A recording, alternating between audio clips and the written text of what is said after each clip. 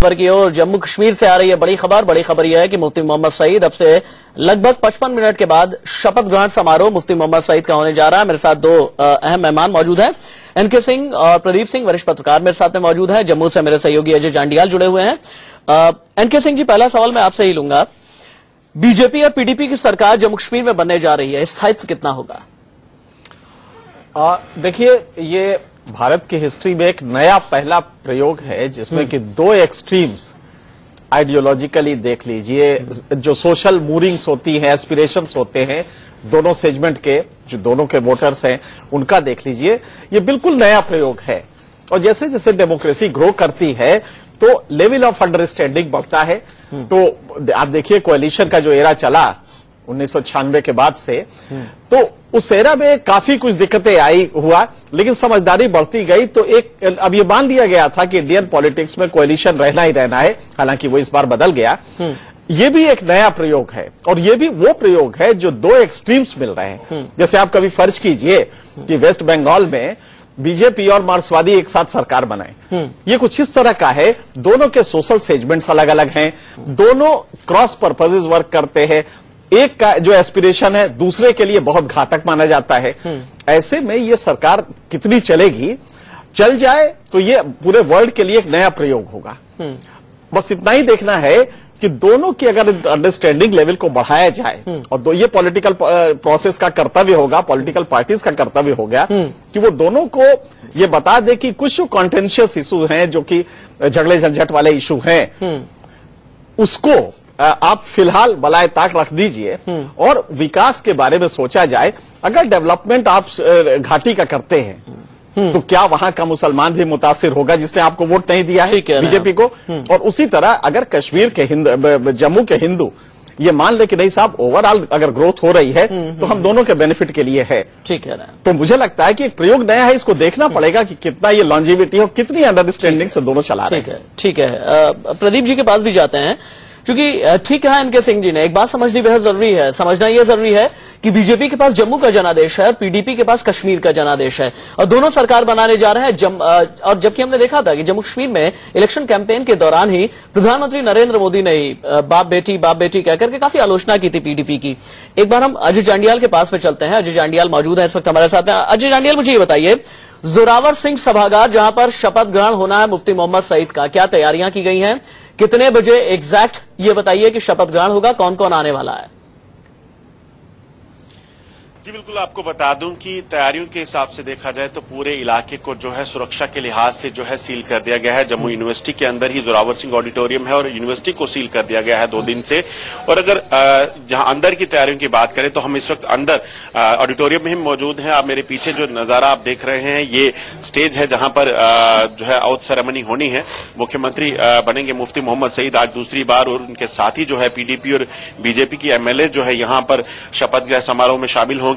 और आपको बता दूं कि कुल 25 लोग जो है शपथ लेने वाले हैं। और अगर मौजूदगी की बात की जाए तो प्रधानमंत्री नरेंद्र मोदी जो है खुद आज यहां पे मौजूद रहेंगे, खासतौर पे मेहमान होंगे। उसके अलावा लालकृष्ण आडवाणी की बात की जाए, मुरली मनोहर जोशी, मनोहर लाल खट्टर और कई केंद्रीय मंत्री और बाकी जो है मेहमान जो है यहां पर आ सकते हैं, बीजेपी के सीनियर लीडर आ सकते हैं। तो इस तरह की यहां पर अरेंजमेंट किए गए हैं।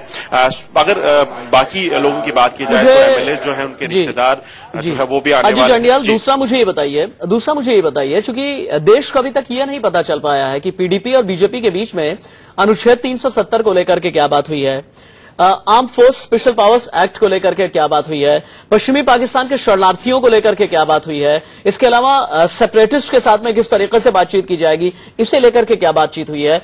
कॉमन मिनिमम प्रोग्राम बाद में क्यों घोषित किया जा रहा है, पहले क्यों नहीं? जी बिल्कुल, आपने सही कहा। कॉमन मिनिमम प्रोग्राम जो है बाद में घोषित करना जो है वो साफ दर्शाता है कि कहीं ना कहीं दोनों ही पार्टियां समझ गई थी कि जिस तरह का उनको रिजल्ट मिले हैं, आंकड़े मिले हैं, वो सरकार बनाने के लिए उनके लिए काफी नहीं है और गठबंधन उनकी मजबूरी बन चुका है। दफा 370 बीजेपी हटाने की बात करती थी, कहीं ना कहीं उस पर कॉम्प्रोमाइज बीजेपी करेगी। एफसपा को हटाने की बात कहीं ना कहीं कश्मीर बेस्ड पार्टियां करती थी, चाहे वो नेशनल कॉन्फ्रेंस थी या पीडीपी थी, उस पर पीडीपी कहीं ना कहीं अड़ी थी। मगर कॉम्प्रोमाइज हालांकि होगा ही होगा, क्योंकि कहा जा रहा है कि कमेटी बनाई जाएगी और कमेटी तय करेगी कि किन किन इलाकों में जो है शांति हो गई है, कहां से एफसपा हटाया जा सकता है। अगर शरणार्थियों की बात की जाए तो बीजेपी आज भी कह रही है कि शरणार्थियों को जो है वो नागरिकता दिलाने का जो उन्होंने वादा किया था उस पर अमल किया जाएगा। मगर इसमें भी आपको कहूं संदेह दिख रहा है कि कहीं ना कहीं ये सारी चीजें जो दोनों पार्टियों ने वोटर्स के साथ जो कमिटमेंट थी वो पूरी होंगी कि नहीं होंगी, क्योंकि जो नंबर थे वो काफी नहीं थे और इसलिए सरकार बनाने के लिए गठबंधन की मजबूरी जो है वो उनको आगे झेलनी पड़ेगी। मगर आज 1 बजे के करीब जो है प्रेस कॉन्फ्रेंस करेंगे मुफ्ती मोहम्मद सईद। ठीक है अजय, आप रहिए और इस प्रेस कॉन्फ्रेंस पर भी नजर बनी हुई है, शपथ ग्रहण समारोह पर भी नजर बनी हुई है। प्रदीप जी के पास में चलते हैं। प्रदीप जी, जब बीजेपी के साथ में बात फाइनलाइज हो गई उसके बाद मुफ्ती मोहम्मद सईद ने ये क्यों कहा कि जम्मू कश्मीर में जो अलायंस बना है बीजेपी और पीडीपी का वो पहले पॉलिटिकल अलायंस है और वर्किंग अलायंस बाद में, ऐसा उन्होंने क्यों कहा? कहा कि पहले पॉलिटिकल अलायंस है फिर गवर्नेंस का अलायंस। तो जाहिर सी बात है, उनका उसको एक्सप्लेन भी किया उन्होंने कि अगर पॉलिटिकल स्टेबिलिटी होगी, पॉलिटिकल अंडरस्टैंडिंग होगी तभी गवर्नेंस हो सकती है। पहली बात, अगर पॉलिटिकल अंडरस्टैंडिंग नहीं होगी तो सरकार ही नहीं बनेगी। गवर्नेंस की और दक्षिणी ध्रुव, बीजेपी और पीडीपी को उत्तरी और दक्षिणी ध्रुव कहा जाता है। कोई भी वाकई में ये अंडरस्टैंडिंग लॉन्ग टर्म होगी? देखिए, कोई भी ध्रुव हो, जनादेश में ये ताकत होती है कि वो उसको बदल सके। इस तरह का स्प्लिट वर्डिक्ट जो है, अब ठीक कह रहे हैं, जनादेश की ही तो बात है ना। पीडीपी को 28 मिली, बीजेपी को 25 मिली।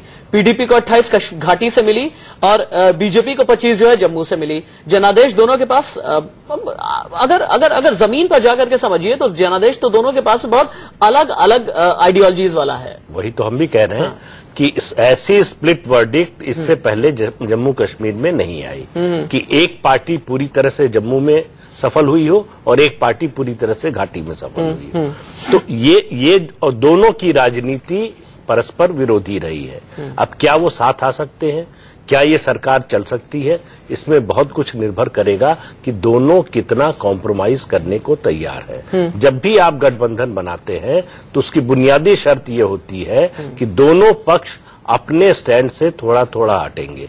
कोई थोड़ा ज्यादा हट सकता है, थोड़ा कोई कम हट सकता है, और इस हटने का क्या रिएक्शन उनके कैडर पे होगा, उनके समर्थकों पर होगा, इससे आगे का रास्ता तय होगा। अगर पीडीपी को लगा कि बीजेपी के साथ जाने से, सरकार बनाने से और जिस तरह सरकार चल रही है उससे हमारा राजनीतिक नुकसान हो रहा है, या बीजेपी को लगा कि पीडीपी के साथ जाने की वजह से जम्मू में हमारा जनाधार घटने जा रहा है, तब ये अलायंस नहीं चल पाएगा। अगर दोनों को लगा कि ये परस्पर फायदेमंद है, अगर म्यूचुअली बेनिफिशियल है, तो निश्चित रूप से ये अलायंस लंबे समय तक चलेगा। तो इन दोनों पार्टियों की केमिस्ट्री पर निर्भर करेगा कि ये अलायंस कितना दीर्घजीवी होगा। 5 साल पूरा कर पाएगा, नहीं कर पाएगा। 5 लेवल के 6 दूसरी बड़ी भूमिका इसमें केंद्र सरकार की होगी।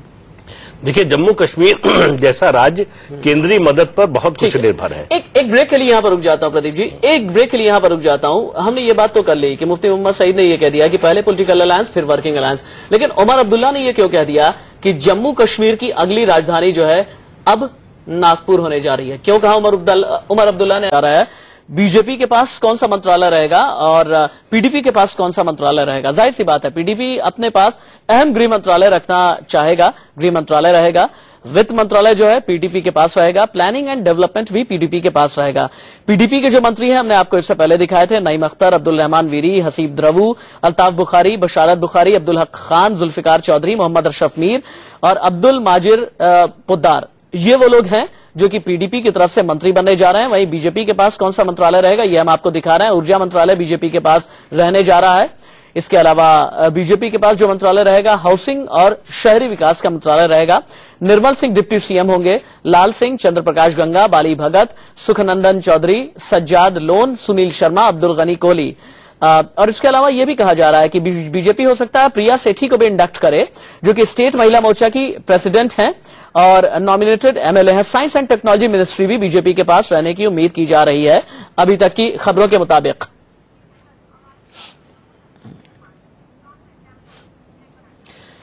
चलिए आते हैं हम बाकी अपने पैनल पर, लेकिन सीधे रुख करेंगे हम जम्मू का, जहां से मौजूद हैं मेरे सहयोगी अजय जांडियाल। अजय जांडियाल जोरावर ऑडिटोरियम के अंदर ही मौजूद है, जहां पर अब से लगभग 40 मिनट के बाद में शपथ ग्रहण समारोह शुरू होने जा रहा है। मुझे एक बात ये बताइएगा कि ओमर अब्दुल्ला, अजय जांडियाल, ओमर अब्दुल्ला ने यह कहा कि अगली राजधानी जम्मू कश्मीर की जो होगी वो नागपुर में होने जा रही है। उनका सीधा इशारा यह था कि जो आरएसएस का हेडक्वार्टर है वो जम्मू कश्मीर की अगली राजधानी होने जा रही है और वहीं से असली लगाम खींची जाएगी। इस पर महबूबा मुफ्ती या मुफ्ती मोहम्मद सईद ने कोई रिएक्शन दिया है अब तक? देखिए, बीजेपी की अगर बात की जाए या पीडीपी की बात की जाए, दोनों ही तरफ से एक ही रिएक्शन आता है कि उमर अब्दुल्ला आखिरकार हैं कहां, क्योंकि उनकी मौजूदगी जम्मू में अभी नहीं है। उनका ये स्टेटमेंट आता है। मगर आपको बता दूं कि जिस तरीके से उमर अब्दुल्ला ने नागपुर कहा कि अगली राजधानी होने वाली है जम्मू कश्मीर में, उसमें साफ है कि सीधे तौर पर जिस तरीके से उन्होंने देखा कि जो बीजेपी और पीडीपी का अलायंस हो रहा है, इससे पहले की भी अगर बात की जाए, जब इलेक्शन का दौर था, जब कैंपेनिंग चल रही थी, तो उमर अब्दुल्ला तब भी कांग्रेस और नेशनल कॉन्फ्रेंस दोनों ही जो है इसी चीज को लेकर लोगों में गए और वोट मांगा। कहा जा रहा था कि नेशनल कॉन्फ्रेंस को करारी हार मिलेगी, काफी कम सीटें आने का आंकलन हो रहा था। मगर उमर अब्दुल्ला और नेशनल कॉन्फ्रेंस की अगर बात की जाए या कांग्रेस की बात की जाए, तो जो गेन उनको थोड़ा हुआ वो कहीं ना कहीं इन दोनों पार्टियों के गठबंधन को लेकर जो उन्होंने लोगों में गए, टारगेट किया गया, तो उसका एक फायदा भी जरूर कहा जाएगा। और उमर अब्दुल्ला जानते हैं कि अगर अगली बार इलेक्शन लड़ना है तो इस मुद्दे को बुनाना पड़ेगा, तभी जाकर कुछ लोगों से फायदा मिल सकता है। ठीक है, अजय जांडियाल आप रहिए मेरे साथ में। इसके अलावा प्रदीप सिंह जी, एनके सिंह जी हमारे साथ में मौजूद हैं। अगला बड़ा सवाल जो ये है आज की तारीख में कि क्या पीडीपी केंद्र में एनडीए में भी शामिल होगी या हो सकती है, कितने चांसेस हैं, इसका जवाब भी हम अजय जांडियाल से लेंगे। बाकी एनालिसिस जारी है। लगभग आधे घंटे के बाद यानी 11 बजे मुफ्ती मोहम्मद सईद सीएम पद की शपथ लेंगे और बीजेपी के निर्मल सिंह राज्य के डिप्टी सीएम बनेंगे। मुफ्ती मोहम्मद सईद के साथ आज दोनों दलों के 25 विधायकों को मंत्री पद की शपथ दिलाई जाएगी, जिनमें 13 पीडीपी के तो 12 मंत्री बीजेपी से बनाए जाएंगे। सरकार बनने के बाद दोपहर के 3 बजे मुफ्ती मोहम्मद सईद और निर्मल सिंह एक प्रेस कॉन्फ्रेंस करेंगे, जिसमें सरकार के कॉमन मिनिमम प्रोग्राम की जानकारी दी जाएगी। ताजा तस्वीरें हम आपको दिखा रहे हैं। आडवाणी, बीजेपी के वरिष्ठ नेता लाल कृष्ण आडवाणी और बीजेपी के राष्ट्रीय अध्यक्ष अमित शाह पहुंच चुके हैं। नरेंद्र मोदी पहुंचने वाले हैं। मुफ्ती मोहम्मद सईद पहुंचेंगे, उनकी बेटी महबूबा मुफ्ती पहुंचेंगे। इसके अलावा तमाम जो लोग शपथ लेने वाले हैं, जिनके बारे में अब से थोड़ी देर पहले मैंने बताया था, वो सभी लोग पहुंचने वाले हैं। मुफ्ती मोहम्मद सईद आज शपथ लेने के साथ ही 1 दशक के बाद फिर से राज्य की सत्ता में वापसी करेंगे। इससे पहले जनवरी 2002 में पीडीपी कांग्रेस गठबंधन की सरकार में मुख्यमंत्री बने थे और 3 साल तक इस पद पर बने रहे थे। एनके सिंह जी, गठबंधन होने से पहले सीएमपी सार्वजनिक क्यों नहीं किया गया, जबकि महबूबा मुफ्ती और नईम अख्तर ने बार बार यह कहा था कि गठबंधन होने से पहले ही कॉमन मिनिमम प्रोग्राम को पब्लिक कर दिया जाएगा? जी, राजनीति शास्त्र के जो नए सिद्धांत आए हैं उसके हिसाब से कोएलिशन के 3 कंपोनेंट होते हैं।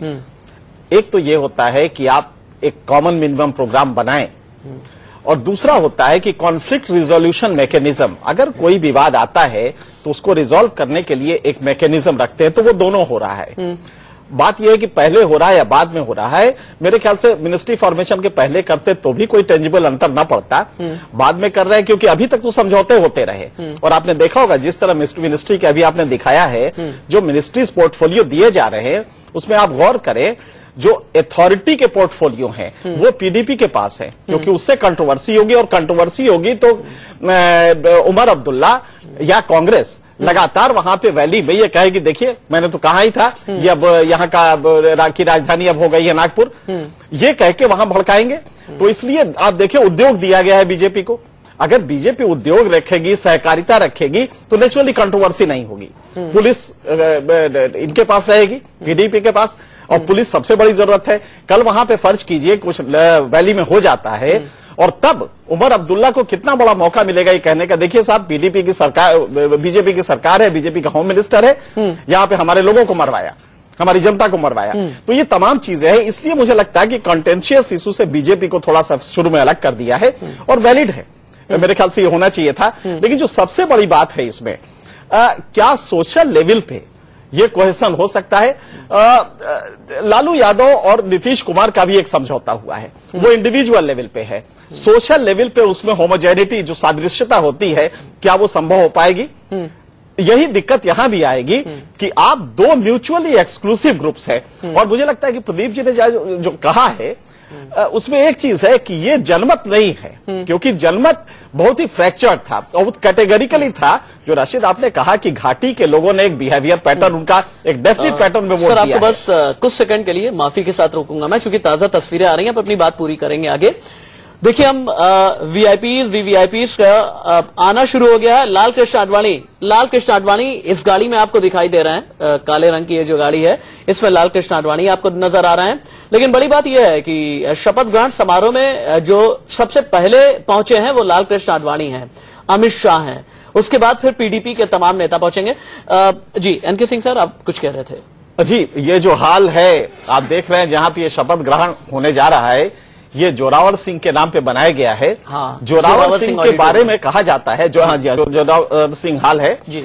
इनके बारे में कहा जाता है कि भारत के नेपोलियन है ये। हिस्टोरियंस का ये कहना है कि ये व्यक्ति भारत का नेपोलियन है। अच्छा। और ये भी माना गया कि पहली बार किसी ने हिम्मत की, गुलाब सिंह की सरकार थी उस समय, राजा गुलाब सिंह हुआ करते थे, उनके ये सेनापति थे, वजीर भी थे। पहली बार किसी ने हिम्मत किया कि लद्दाख में जाके वहां पे अपना प्रभुत्व जमाए, वहां पे हमला करके करे। सफल तो रहे लेकिन उनकी मृत्यु हो गई। जोरावर सिंह एक जबरदस्त वॉरियर हुआ करते, भारत की हिस्ट्री में इतना पावरफुल वॉरियर कोई नहीं था। उन्हीं के नाम पे ये बना हुआ है जहां आज शपथ ग्रहण समारोह होने जा रहा है। जो कोalition की बात कही थी, जो जनमत जिसे हम कहते हैं, मैंडेट कहते हैं, ये मैंडेट अगर थोड़ी सी एनालिसिस कर रहे हैं और प्रदीप जी ऐसे विद्वान लोग अगर कर रहे हैं, मुझे लगता है कि घाटी का बिहेवियर पैटर्न और जम्मू का बिहेवियर पैटर्न साफ साफ दिखाई देता है और म्यूचुअली एक्सक्लूसिव ग्राउंड्स पे हुआ है। तो बाद में जो उन्होंने कहा कि देखना होगा कि कैसे सफल हो पाएगा, हमें भी यही लगता है कि कॉन्फ्लिक्ट रिजोल्यूशन मैकेनिज्म एक अच्छा सा बनाए और वर्ल्ड के लिए एक नसीहत होगी कि इतने म्यूचुअली अलग अलग रहते हुए भी, आपस में अलग रहते हुए भी क्या ये हम कर सकते हैं। कॉन्फ्लिक्ट रेजोल्यूशन मैकेनिज्म किस तरीके से लेकिन बनेगा, ये भी बहुत बड़ी बात है। मैं आपकी इसी बात को आगे बढ़ाऊंगा, लेकिन उससे पहले मेरे सहयोगी अजय जांडियाल ने जायजा लिया है तैयारियों का, शपथ ग्रहण समारोह की तैयारियों का। देखिए आप।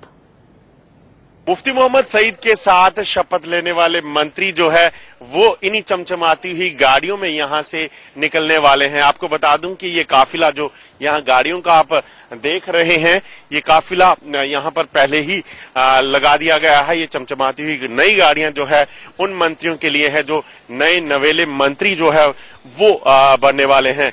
आपको बताऊं कि आज मुफ्ती मोहम्मद सईद के साथ कुल 24 और एमएलए जो है वो शपथ लेंगे, जिसमें 12 बीजेपी से होंगे, 12 पीडीपी से होंगे। तो कहीं ना कहीं एक जो साझा सरकार बनाने की रणनीति जिसमें 2 महीने का समय लगा वो अब तैयार हो चुकी है और उसी के बाद अब फैसला लिया गया है। आप देख सकते हैं अगर बात सुरक्षा की जाए तो सुरक्षा के भी कड़े इंतजाम यहाँ पर किए गए हैं ताकि किसी भी तरह से कोई भी अनहोनी ना होने पाए, क्योंकि प्रधानमंत्री नरेंद्र मोदी जो है वो खुद इस शपथ ग्रहण समारोह में शामिल होने के लिए खासतौर पे आ रहे हैं। उनके साथ साथ लालकृष्ण आडवाणी, मुरली मनोहर जोशी, मनोहर लाल खट्टर जो चीफ मिनिस्टर हैं नए हरियाणा के, वो यहाँ पर आने वाले हैं। इसके अलावा बीजेपी के कई सीनियर नेता जो है यहाँ आने वाले हैं, केंद्रीय मंत्री आने वाले हैं और भी कई लोग यहाँ पे मौजूद रहेंगे। तो कहीं ना कहीं मंत्री बनने के बाद ये काफिला आप जो देख रहे हैं ये नए मंत्रियों के लिए लगाया गया है और यहीं से शपथ लेने के बाद यहाँ से ये मंत्री जो है वो रवाना होंगे। नीरज कुमार के साथ अजय जांडियाल, इंडिया न्यूज, जम्मू। चलिए अजय जांडियाल की रिपोर्ट आप देख रहे थे, सीधे रुख कर लेते हैं अजय जांडियाल का, जो कि लाइव मेरे साथ मौजूद हैं, जम्मू यूनिवर्सिटी के जोरावर सिंह ऑडिटोरियम के अंदर मौजूद हैं अजय जांडियाल। अजय, अंदर क्या दिख रहा है आपको?